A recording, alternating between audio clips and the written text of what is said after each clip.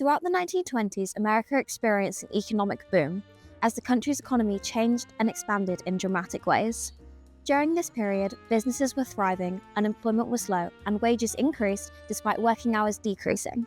There were 5 main reasons for this economic boom, ranging from war to mass production, and they all contributed to this new and improved society.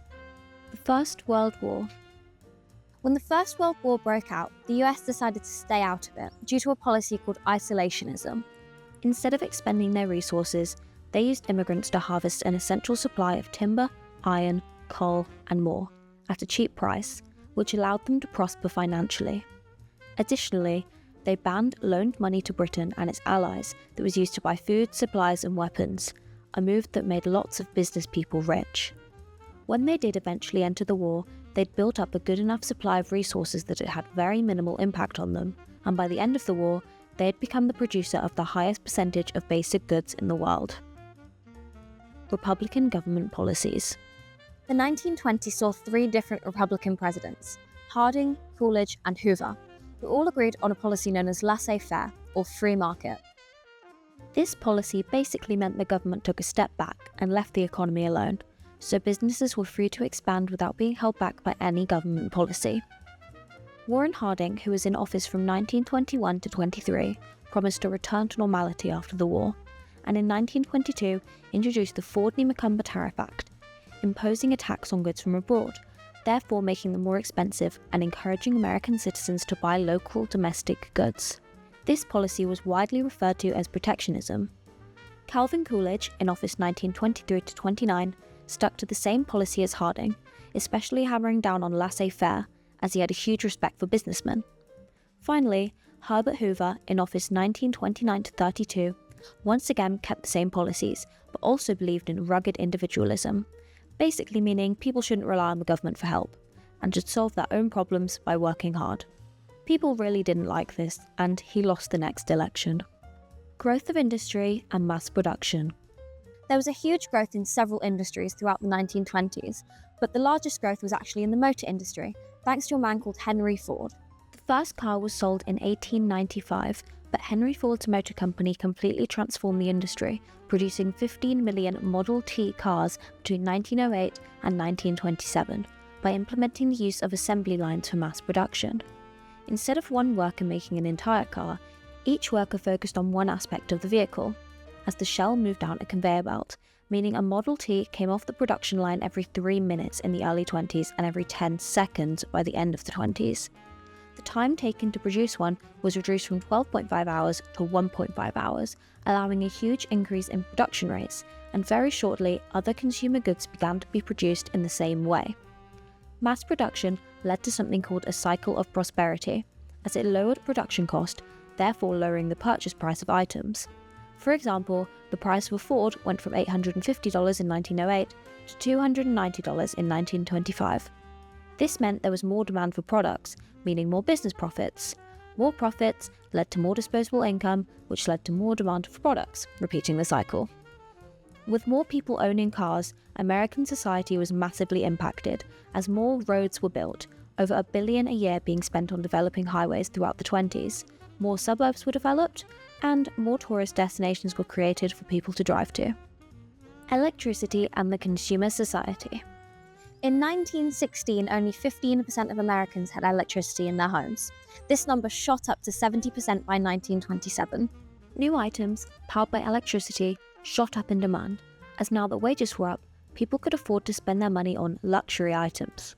Some of these ultra-modern electricity-powered devices included vacuum cleaners, radios, toasters, and refrigerators, all mass-produced.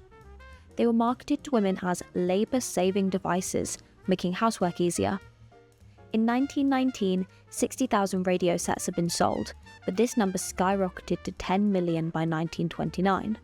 There was similar growth with telephone equipment, with the number of sales doubling from 10 million in 1915 to 20 million in 1930. As with cars, this increase in production contributed to the prosperity cycle, as huge demand for these products created more jobs in the factories that made them. Everyone wanted new luxury goods, and to be seen having new luxury goods. New ways to buy and sell, advertising and hire purchase.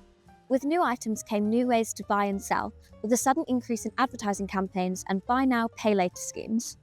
Although many people could now afford luxuries, there were still some people who couldn't, and even those who could wanted more. So in order to help American people purchase the new goods that were available, a buy now, pay later scheme was introduced in many stores, also known as hire purchase.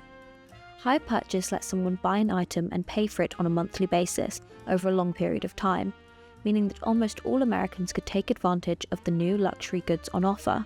In fact, 6 out of 10 cars were bought with a hire purchase plan in the 1920s. And of course, in order to further incentivize purchases, there was a huge spike in advertising campaigns, particularly after the rise of chain stores such as JCPenney and catalog shopping. Adverts were seen everywhere, from typical roadside billboards to adverts before films began in the cinema, adverts posted in newspapers, and adverts broadcasted over the radio. Who missed out? Despite much of the country thriving during this growth in economy, there were 5 main groups of people who didn't prosper and lost out during this time of change. This included people who were new to the country, but also people who had been there for generations. Farmers had an oversupply of crops that they couldn't sell, meaning they had to lower their prices to get rid of stock. This wasn't sustainable, so they took out loans and got more and more into debt, before eventually selling their farms. By 1928, half of all farmers in the USA were living in poverty. Immigrants had a very high unemployment rate and also suffered great amounts of prejudice and mistreatment when they were able to find employment, as they were often uneducated and willing to take any work for low wages. Native Americans lost large amounts of their land to mining companies, meaning they were forced to move into reservations where land quality was poor and growing crops was very difficult. African Americans, especially in southern states, were heavily impacted by the Jim Crow laws, meaning their quality of life was extremely bad. During this time, they were segregated, mostly working on small white-owned farms, and the threat of the KKK constantly loomed over them, forcing many families to uproot their lives and move to northern cities, just to be the last hired and the first fired there as well. Traditional industries, including coal miners, shipbuilders, and textile workers, suffered in the wake of mass production, as they couldn't keep up with the demand in the way Ford's new method could, despite being crucial to growth during the war. Additionally, mass production offered better wages and a better working environment, so many people took their skills there instead. Coal and shipbuilding both became redundant, and cotton production was significantly reduced as new synthetic fibers were developed. So, to recap, many people benefited from the boom and enjoyed better working conditions, higher wages, and an increase in luxury goods. But on the other hand, some people were left behind or discriminated against during this time period and weren't able to experience the benefits that came with the growing economy. However, this time period was overall considered one of great growth and prosperity, where life was good for many. For more resources, such as a worksheet to test your knowledge, check the description below or head to our website. Thanks for watching.